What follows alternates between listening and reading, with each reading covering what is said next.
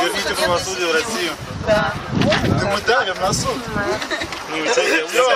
Я готов давить на такой суд, я готов давить такой суд даже. Здесь очень много людей, которых, например, я до этого не знаю. Мы могли бы, например, как-то объединиться с каким-то другим вопросом. Например, то же самое там, наблюдение на выборах, либо еще какие-то организовывать акции. То есть заявить какую-то акцию, там, я добьюсь согласования, буду подавать пикет, митинги, мы можем туда пойти. То есть давайте сейчас как-то, допустим, там контакты соберем. Мне кажется, сейчас мы создадим задача минимум это привлечь больше народу, например, да. просто чтобы все сюда просто хотя бы встали и вышли. А ДМП в Казани потому что доведет, многие... знаете? Значит, меня зовут Владислав, я работаю инженером-конструктором. Вот. Значит, за ситуацией это я слежу давно.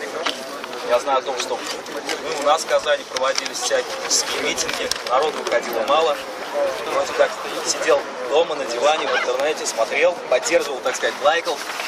Вот. Сегодня я прочитал прощальную, так сказать, последнюю речь Навального перед нами, где он написал, что все мы, кто это читает, что мы все остались, так сказать, и должны всячески, как можем, бороться за это, за свободу, за правду, за то, чтобы мы жили в лучшей стране.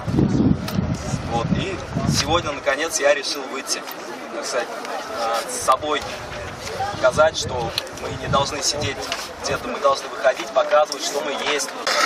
Кстати, вы